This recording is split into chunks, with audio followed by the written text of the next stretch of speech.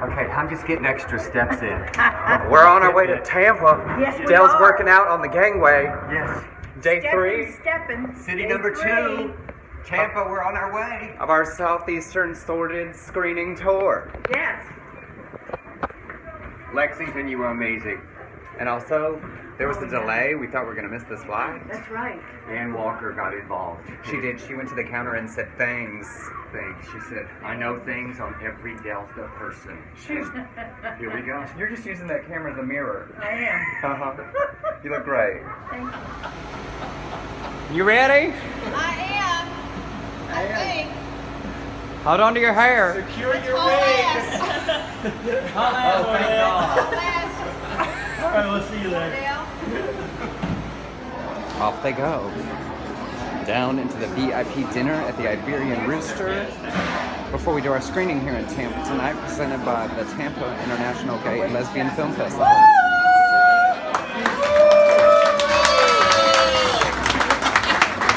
How are ya? We're real happy to be here in this hot town. It's very fitting that here at Pride, we're showing this film, and you brought up some great points from the Sordid Lives, the first movie, and you'll see it in this movie also. You know, whether you're from the north or whether you're from the south, or whether you're from the east or the west of the country, we all found pieces of that movie that we could relate to. And we either thought, one, you know, thank God that's not my family, or we thought, two, thank God my family's going to be okay. They're going to make it through. So it's very fitting that during Pride, we're looking for the commonalities, how we can come together, how we can be, you know, similar. We're not looking for how we can dissent or how we can be different from each other. And that's why I think it's very special and very important to have this film here for Pride. And it sounds like you guys are sold out everywhere they go.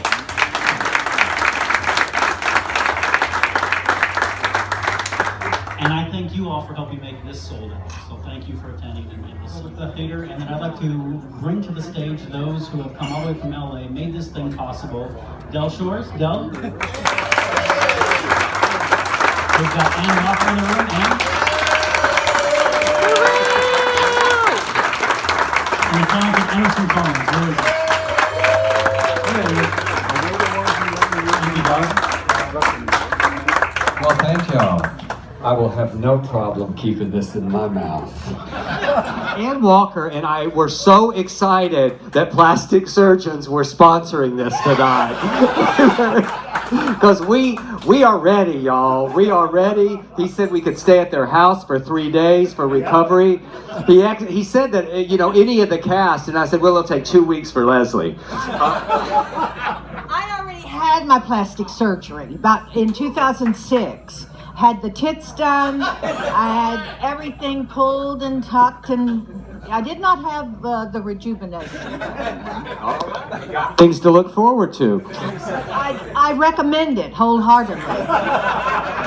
Ann's going to come back and talk to us in a little bit. So y'all doing okay? Happy Pride! This is so exciting. What is this, Emerson, about our 18th city? And this That sounds right. Tonight, I think, will be our 16th sold out city. So thank y'all for participating in that. I think you're going to have a really good time with a Very Sordid Wedding. You said something about the amazing Sarah Hunley, who had, who played Juanita. Yeah. And right after we filmed this movie, we lost Juanita. She passed away, so she never got to see this movie. But you're going to really see an amazing, fun performance by her tonight. And we kind of can dedicate this night to her because she loved being Juanita, because basically she was Juanita. I mean, am I right, Ann Walker?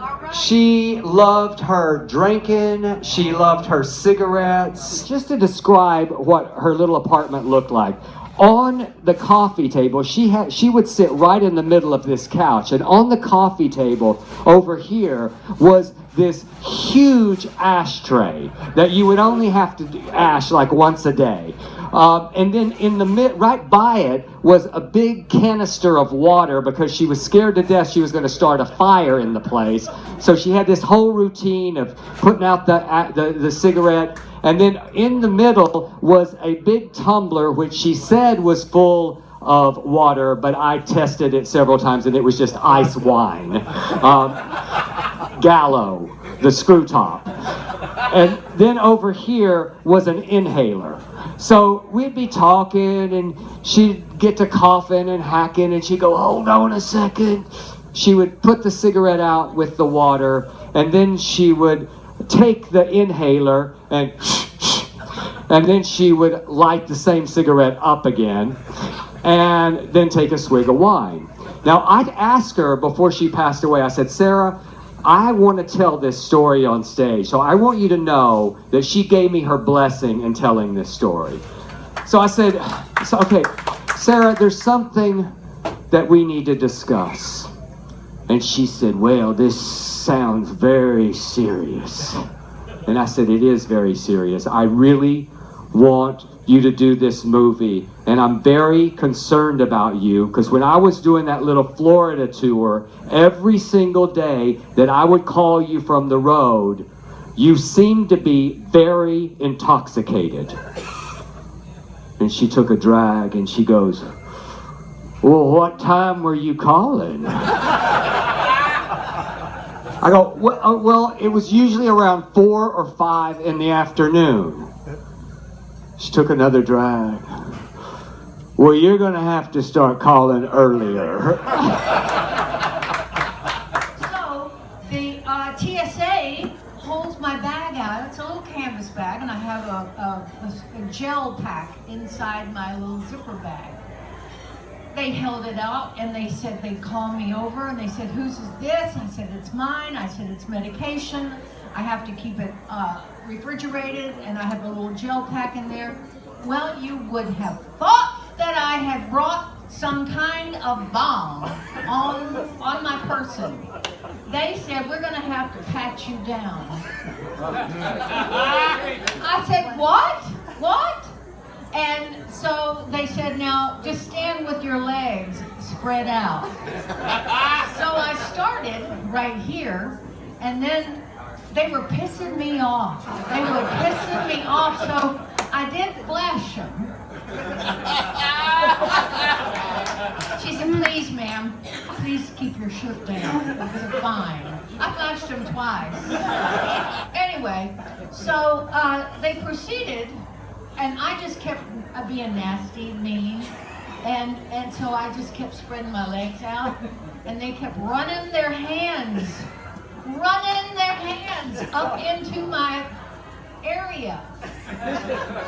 And I'll tell you something, it was okay, finally ended, but they just turned me every way but loose. And I think probably had I kept my mouth shut, I might have been able not to have that happen.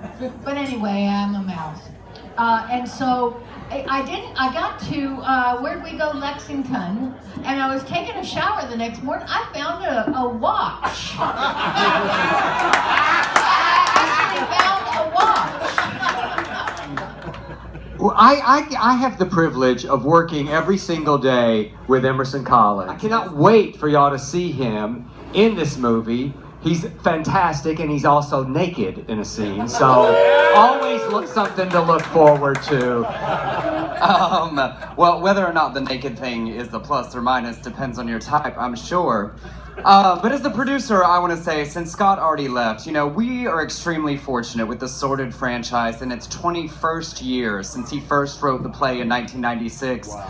That we have a huge opportunity to come out with a big fan base. But it's because of film festivals like TIGLFF that we are able to do what we do. When the original movie came out, it was festivals like this that made it possible for this film to find an audience. So just as an artist and filmmaker, I want to encourage you to continue to do everything you can to support the festival. If that means being on the board or whether it means sponsoring evenings like tonight, really consider that the next generation of LGBTQ filmmakers and artists come from events and companies like this and people that are willing to put in the time and the effort. So thank you for being here. Thank you for tonight. My Sarah Hunley story, well, one, she and I knew each other for 11 years, and 50% of the time she called me Elliott. And I'm rather certain it wasn't a joke. Second, I taught her to set up her voicemail in 2007, and then she never checked it again. And finally, a number of years ago, when Dan Savage created the It Gets Better campaign, we got a bunch of the cast of Sordid Lives, the series, together. We all made videos, telling our sweet, tortured stories of the sad kid with glasses and braces who couldn't throw a football living in Texas. And we're all sitting there, and Sarah's really quiet, and I walked over and sat down beside her. I said, "Sarah, what's going on?" She said, "Well, I just don't know if we should be doing this. It doesn't really get better." I said, "Well, don't say that in your video." And then finally, just as a preview for tonight, I hope that you've all seen the trailer, so I'm not about to spoil anything. Along with the incredible cast that have been contributing so much to this franchise, our really big exciting get is that Whoopi Goldberg does a cameo in the movie. I'll be honest, as the pessimistic producer, I thought, that is so sweet and it will never happen. So, she's a busy woman, she's a huge star, she's on a TV show, that's sweet, but we got our film dates. We shot 2 weeks in Canada. We shot 12 days in Canada and 3 days in Dallas to film the entire movie. Wow. So we sent her team the dates that we wanted to film the scene that she would be in, and they said, "We're so sorry, she's not available that date." And I said, "Well, this is our entire shoot schedule. Is she available at any point?" And they said, "Yes, she's available on this one Friday night for 6 hours. You can have her from 6 to midnight." And I said, "Okay."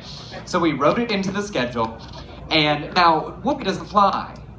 So she left on Thursday at 12:30 on her bus and drove 27 hours to Winnipeg to arrive on our set at 4 o'clock in the afternoon. Wow. And when I tell you that I stood giddy as a schoolgirl outside the bus, I don't want to get on there, what if something happens and she leaves? So we made Caroline Ray get on the bus and make sure it was okay, and Del and I got on.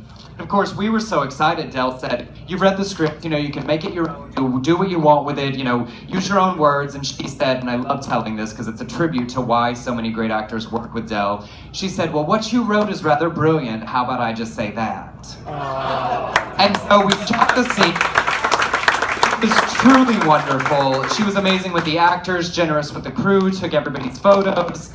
And so we get to the end of the evening, and it was 9:30, 5.5 hours later, and we're walking back to her bus, and she says, "I'm not even sure where I am. I just get on and fall asleep in the back of the bus and get off when they tell me to." And I said to her, "It's so interesting because your people spent so many years working to get to the front of the bus." And she said, "Oh, honey, the difference is now I own the bus." I was doing an appearance at the Resurrection MCC Church, which was shocking to me. I'm a Southern Baptist preacher's son, and my mother was a high school drama teacher, and they named me Delford, Delferd. They didn't even spell it right. Can y'all imagine looking at a baby? Delford. It's the best I can do. I mean, y'all black people feel sorry for me. It's the truth. I've told them my name. We don't have it that bad. So Delford is in Houston, Texas, my home state, and I'm doing this appearance where they're paying me well, and then they offered me, a few $100s to come for an hour at a bar to take pictures and to mingle. And I said, okay, I'm free, if I can have free vodka and it in cash, so I don't have to claim it, I will go. So I did. I show up. I'm taking pictures, and I look, and there is this throuple. Y'all, there's a lot of fucking thruples these days. You know what a throuple is? The straight people are like, what the fuck is that? This is what makes the bad people, this is what makes us look bad to the straights. This is why all of the Christians are saying we should not have gay marriage, because we, get bored with one of them, and then we find some young guy and bring him into the marriage as if that's okay. So anyway, but I'm not judging. So there's this throuple with a monkey, and the monkey's not the third. It's like every pride, I try to write a list of what I'm proud of in being gay. So I'm thinking, okay, so I'm thinking, what is it that I'm proud of? Well, there's so much, because, I was a Southern Baptist preacher's kid, so I was raised with gay shame, not gay pride. So I have to, I mean, get serious just for a little bit. So I have to write down all the things, and I'm thinking, oh, it took me forever, and it was because of Sordid Lives. When I wrote Sordid Lives, it was my coming out play, and I remember sitting in the back of that theater, and people applauding and laughing every night and standing up for that play. And it was the gift to myself that allowed me to love that part of myself. So I was just, that's a big, that was, 1996, so I had to write that down.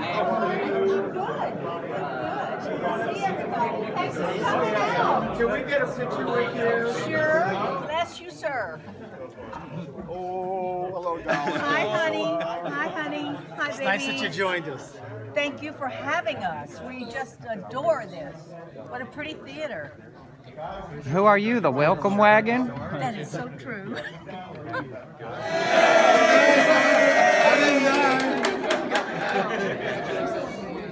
We're getting you up. Because it looks like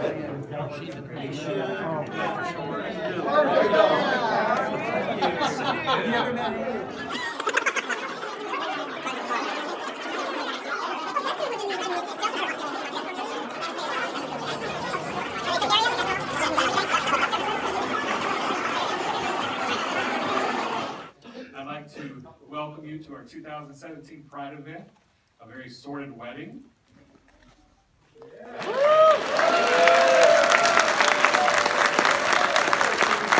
So, first of all, I'd like to thank everybody for coming out tonight, supporting the event. It's good to see you all. And as I learned in the last presentation I did, I'm supposed to keep this thing close to my mouth. And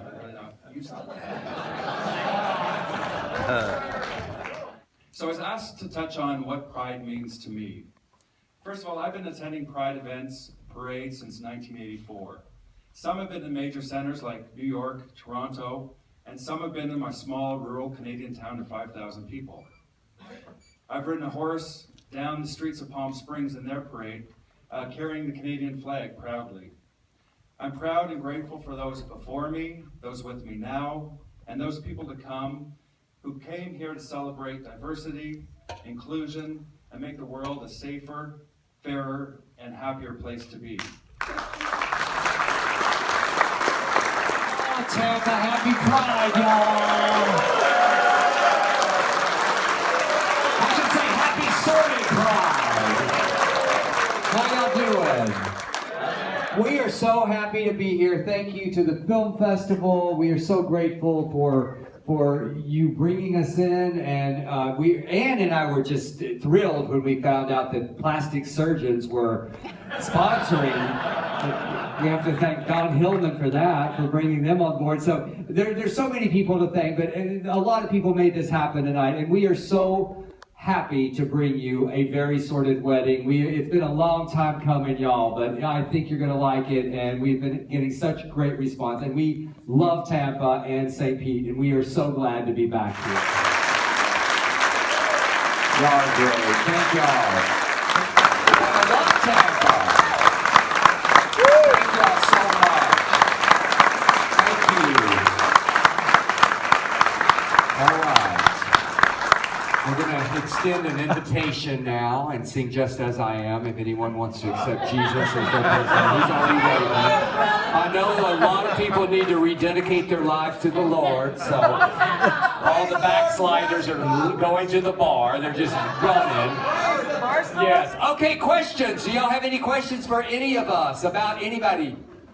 Yes. My question's for Emerson. How many of those tattoos were real? Not a one.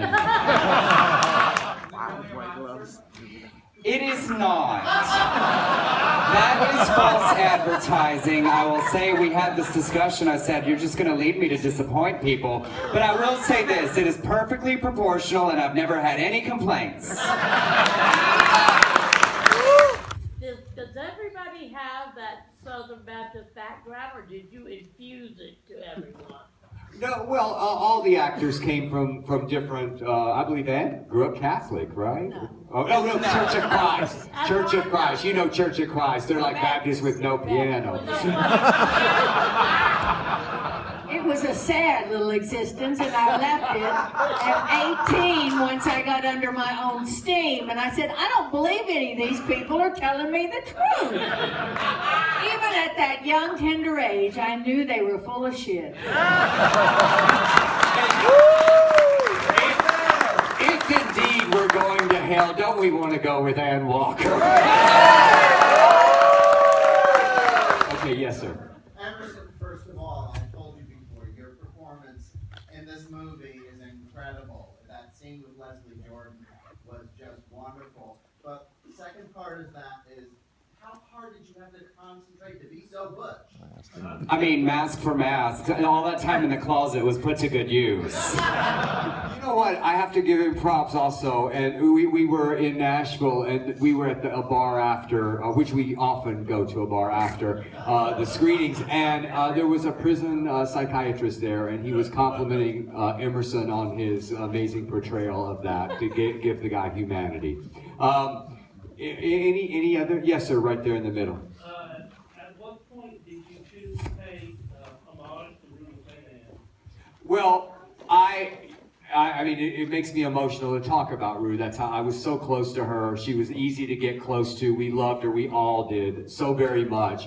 And her estate and her son were very gracious when I called. I reached out to them. They didn't hesitate at all. They gave us all the images for free. They basically, I mean, Michael, who runs her estate, he said, we have to do this because otherwise she would haunt us. Because she truly loved Sordid Lives. Which bar are you going to? What's that? Which bar are you going to? Where are you not going? No, I'm How fabulous is this?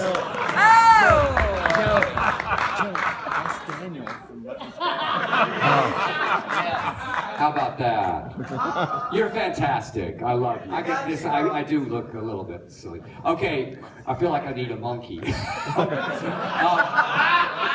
Right? Any other questions before we? Okay, yes, ma'am. I just wanted to say that growing up when I first saw the movie, Aunt Lavonda was the aunt that I wish I had. And then when I became an aunt, she was my role model. Oh, good. Was she fun to play or what? Yes. Oh, I tell you, it was the best. Because you just get to do everything, you know. You get to do all the tenderness and the fun and the, you know, calling people out, you know, calling them on their shit, you know, and the fucks. Oh yeah, the fucks. I really enjoy those. You know, y'all, if you can do something for us, truly. First of all, follow us on Facebook because we're social media whores. And secondly, if you love this movie, go to RottenTomatoes.com because our DVD comes out on the 3rd. We have 98% right now on Rotten Tomatoes. And the more people that review it, the more our distributor can work with that to get us on Netflix, to get us in all the streaming, and to really place the DVD. Also go to imdb.com, and rate this movie. That really helps us. So, I mean, rate it if you liked it. If you didn't, just be quiet. This is Eric, who has brought Peggy's mink stole back to life. This is really creepy. Where'd you get that? A thrift store. Oh, seriously, I didn't know what I was going to do with those it. beady eyes staring back at you. You win the award for most thematically dressed. Yes, thank you. What you having? She's gonna let me cook a little bit. Oh, Let me. he's helping. She's training me. I'm training here at the Hollywood House she's going to go on vacation for a couple of weeks. I'm just going to come in and take over. The omelet maker. Del Shore's the omelet maker. How do you like your omelets? Soft. It's the only thing I like soft. Well, it's Pride time. It is. Happy Pride, everybody. We're going to be in the St. Pete's Pride Parade, but what are we doing right now? We're sitting in the, well, yes, we know it's hot. We're sitting in the cab of an air-conditioned Silverado. And we're staying here till we have to get out. It's hot, y'all. It's hot. Till the last minute, till the parade actually starts to move. Till the parade starts to pass us by. We will get out of the truck before the parade passes by. That's right. To quote Greater Tuna, this hate is unchristian. Oh, I agree wholeheartedly.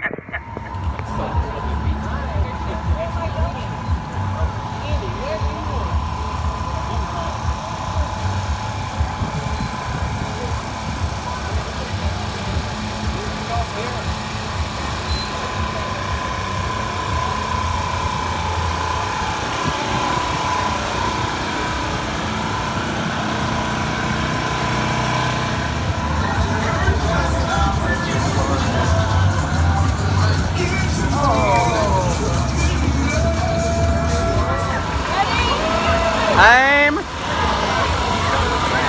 Look at you, Ann Walker! They got it! You got it!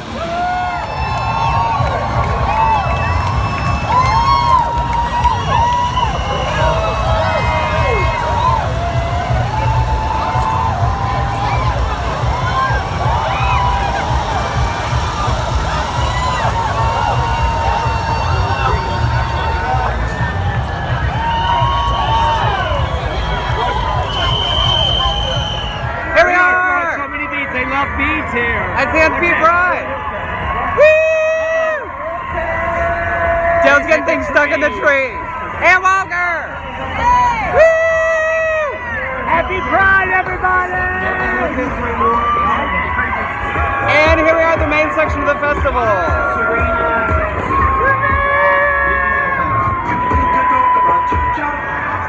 Look at Ann Walker! Working it out.